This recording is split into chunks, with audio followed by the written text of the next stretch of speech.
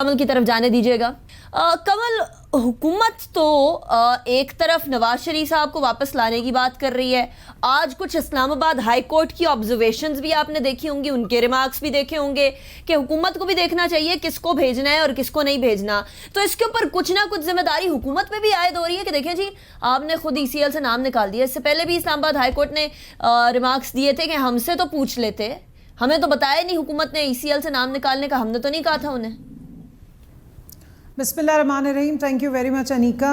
देखें, हुकूमत की हिकमत अमली तो यही है कि मुल्क में सबसे पहले ये है कि रूल ऑफ़ लॉ हो और हर कोई जो है वो इंसाफ के कटहरे में जब खड़ा हो तो वो अपनी शख्सियत, अपनी सियासत, अपनी हैसियत और अपनी ताकत को बाहर रख कर आए। और जिस तरह पाकिस्तान का आइन और कानून एक आम शहरी के लिए या किसी भी शहरी के लिए जो भी लॉज डिफ़ाइन करता है, जो हदूद व क़यूद डिफ़ाइन करता है, वो उसका पाबंद हो।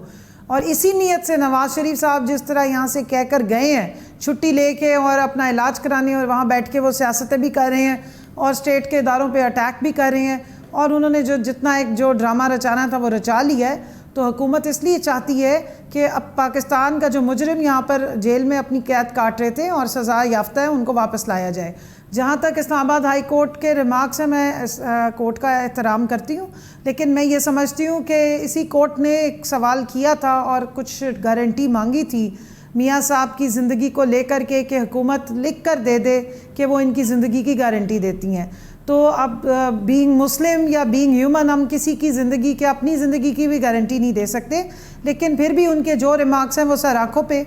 तो हम अपनी जो हमारी हैसियत है, जो हमारी जो रिस्पॉन्सिबिलिटी है, उसको एक्सेप्ट करते हुए ये सारा लाहे अमल लेकर आ रहे हैं कि एक रिलीफ़ मिला था, उसमें लाहौर हाई कोर्ट का भी अमल दखल था। हमने 7 अरब की इंडेमनिटी फॉर्म मांगा था, उनसे मांगा था कि जमा करा के जाएं, लेकिन फिर उनको कोर्ट से रिलीफ़ मिल गया और एक 50 रुपए की पर्ची पे शहबाज शरीफ गारंटर बने, और उसके बाद से वो अब मुकर गए अपनी बात से कि, और जो ऑन रिकॉर्ड उन्होंने स्टैम्प पेपर पे चीज़ें दी थी उससे वो मुकर गए।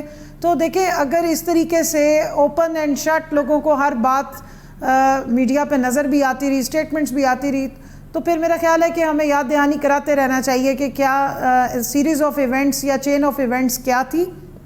लेकिन कमल, अब जो है वो नवाज शरीफ साहब भी अच्छे खासे खुलकर सामने आ रहे हैं। वो लग रहा था जैसे 2 साल का पीरियड जो है वो डोमेंसी का पीरियड है, बड़े आराम सुकून से ऑपोजिशन की तरफ से सियासत की जा रही थी, लेकिन now the balls are rolling.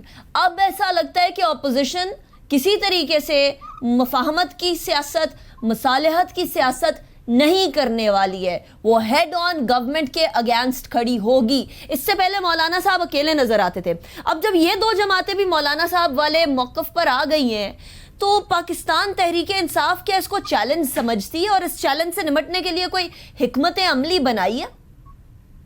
देखिए जी, पहले तो मैं इतना बता दूं कि इनका मौक़िफ़ एक ही है, चार्टर ऑफ डकैती और करप्शन पे इकट्ठे हैं। और ये वाला जो इनका इकट्ठा होना है, इसकी प्रिडिक्शन हमारे जो मर्द कलंदर हैं और जिनको लोग कहते हैं कि सियासत की समझ नहीं है ना, 2011 में एक टॉक शो में आपकी कुलीग है नसीम ज़ाहिरा साहिबा को कहा था कि इनके इंटरेस्ट एक हैं और जिस वक्त इनके इंटरेस्ट पे हाथ डलेगा ये इकट्ठे हो जाएंगे। और ये बारहा वो रिपीट करते रहे, अपने प्राइम मिनिस्टर बनने के बाद भी उन्होंने ये कहा था कि जब इनके ऊपर हाथ डलेगा, इनकी अकाउंटेबिलिटी का काम स्टार्ट होगा या इस मुल्क का लॉ हरकत में आएगा, ये इकट्ठे हो जाएंगे। तो वो तो एक नोन बात है, कोई अनहोनी या चुंबे की बात नहीं है। यहाँ पर इस तरह का मुकमुका की सियासत हमेशा होती रही, बैकडोर से हाथ मिलाए गए, लोगों को और अपने वोटर्स को बेवकूफ़ बनाने की पूरी कोशिश हुई। मैं ज़रा सा याद करा दूँ मरियम बीबी की वो तकरीरें और शहबाज शरीफ की वो तकरीरें कि जी ये एक ही सिक्के के 2 रुख हैं, जरदारी और खिलाड़ी, और इमरान को वोट दो तो जरदारी को जाएगा, जरदारी को दो तो इमरान को जाएगा। जरदारी फरमाते थे अमीरुल मोमिनीन है, इनको अगर हमने मौका दे दिया तो हमें अल्लाह भी याद माफ़ नहीं करेगा। बिलावल साहब फरमाते थे कि ये ज़ियाउल हक का बेटा है और आमरियत की पैदावार है, और ब्ला ब्ला ब्ला। इलेक्शंस में तो ऐसा चला करता है, इलेक्शंस में तो एक दूसरे के खिलाफ वोट लेने के लिए, इलेक्शन जीतने के लिए करते हैं, सारे करते हैं। नहीं, इलेक्शन तो चलो 6 महीने बाद ख़त्म हो जाते हैं ना, उसकी एक वेव बनती है। 10 साल, 20 साल, 30 साल आपने हुकूमतें की, आपने एक दूसरे के ख़िलाफ़ आवाम को इंस्टिगेट किया, अपने वोटर्स के जज्बात को ऊपर लेकर आए, और आज जो एक दूसरे के हेटर्स थे और उस हेट्स के अगेंस्ट वोट लिया करते थे, वो सारे इकट्ठे हो गए। मैं हैरान होती हूँ उनके वोटर्स पे कि वो देखते नहीं है कि ये इनका चार्टर क्या है। दूसरी बात सिर्फ ये है कि देखिए फैटफ का बिल जब तक पास नहीं हुआ था इन्होंने पूरी कोशिश की, और इनके स्पोक्स पर्सन और इनके जो पार्लिमानी कमेटी के मेंबरान हैं उन्होंने ऑन द फ्लोर एक्सेप्ट किया है कि 80% इन्होंने जो अमेंडमेंट्स प्रपोज की गवर्नमेंट ने वो इनको एक्सेप्ट किया डिलिब्रेशंस में, लेकिन 20% पे हमारा डेडलॉक हुआ क्योंकि हम अपने मुल्क की सालमियत और नेशनल इंटरेस्ट पे कोई बार्टर ट्रेड करने को तैयार नहीं थे, जबकि ये चाहते थे कि नैब की जो 34 अमेंडमेंट्स इन्होंने प्रपोज की कि नैब को टूथलेस नहीं बल्कि मुकम्मल ख़त्म कर दो, वो कर दिया जाए, ताकि ये केसेस जो अब इनके खिलाफ इन्होंने खुद पहले बनाए थे और करप्शन के और टीटीओ के केसेस और बेनामी की जायदादों के केसेस हैं, इसमें से ये दूध में से वो या मक्खन में से बाल की तरह बाहर आ जाए, तो इस मुल्क में ये बनाना रिपब्लिक नहीं है, ऐसा यहाँ पे नहीं होगा।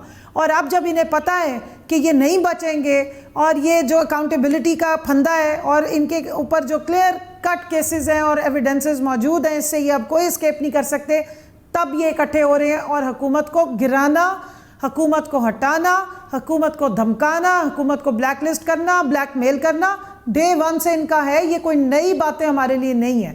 इसलिए हमारा तो स्ट्रैटेजी एक ही है, हम नेशनल इंटरेस्ट पे कोई कॉम्प्रोमाइज नहीं करेंगे। वजीर आजम ने on the floor of the house strategy बता दी, हम 10 चीज़ों पे कॉम्प्रोमाइज करेंगे अगर वो पाकिस्तान के हक में होंगी। हम इनसे बात भी करेंगे, हाथ भी मिलाएंगे, डिलिब्रेशंस भी करेंगे, लेकिन पाकिस्तान की सालमियत पे, पाकिस्तान के इंटरेस्ट पे और करप्शन पे कोई कॉम्प्रोमाइज नहीं करेंगे। चलिए।